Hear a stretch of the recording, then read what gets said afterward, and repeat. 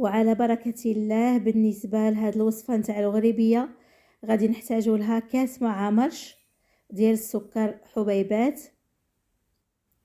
وغادي نحتاجو كاس عامر مزيان ديال الزيت،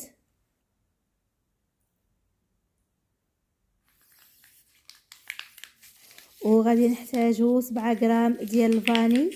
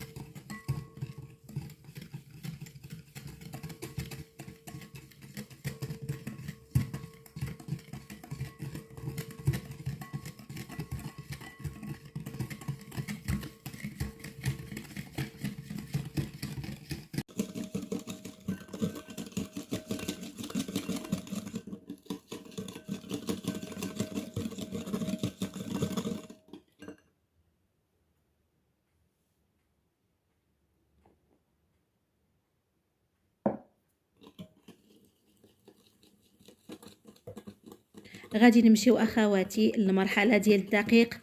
من الافضل يكون نوعيه جيده، وضروري ما تكونوا غربلتوه من قبل.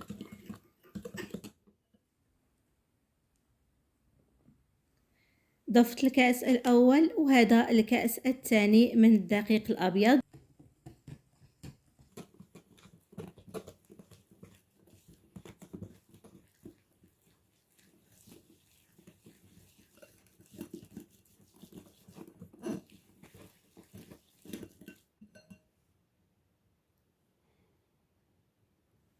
وغادي نضيف اخواتي الكاس الثالث من الدقيق مع 8 غرام ديال الكماره.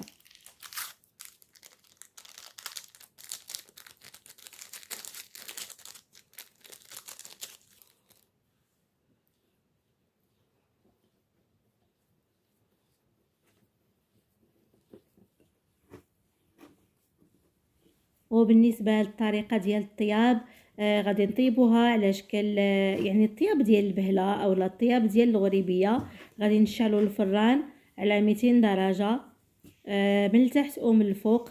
من بعد ما نبغيو نطيبوا الغريبيه ديالنا غادي نقصروه على 160، كنخليوه مشعول غير من الفوق. بالنسبه للصينيه ديال الغريبيه كتكون بعيده على النار باش ما تخطفش في الطياب قبل ما تشقق.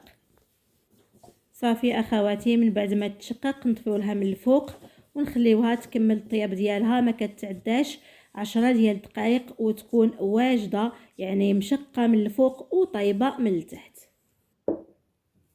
نضيف واحد 4 كاس المجموع ديال الكيسان ديال الدقيق اللي يدخل لي في هذا القوام. هذا هو 3 ديال الكيسان وربع.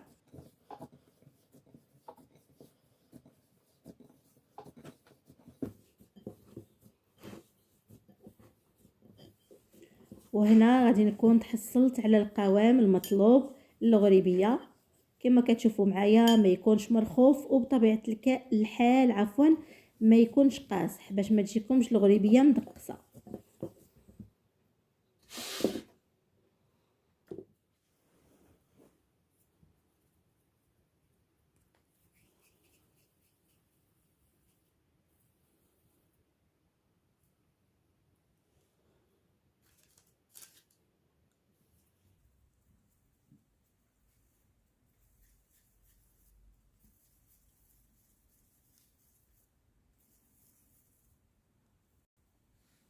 من الافضل تفرشوا ورق الطبخ كما كتشوفوا معايا في الصينيه اللي غادي تدخل الفران. طيب كما كتشوفوا معايا العافيه كتكون من الفوق، وكتكون الصينيه بعيده كما كتشوفوا معايا على النار باش تشقق على خاطرها وما تخطفش في الطياب.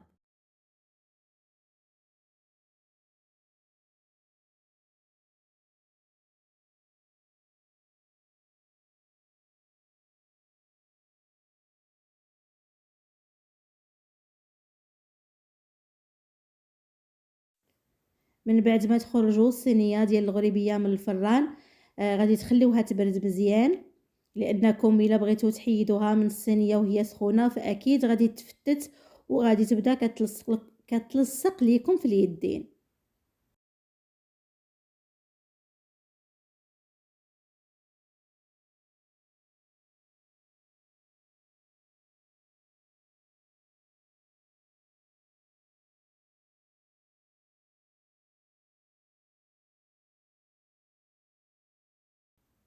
شوفوا معايا الشكل النهائي كيفاش كيجي، صراحة من اروع الوصفات ديال الزمن الجميل هاد الغريبية هادي ديال القرفة اولا الغريبية ديال الزيت.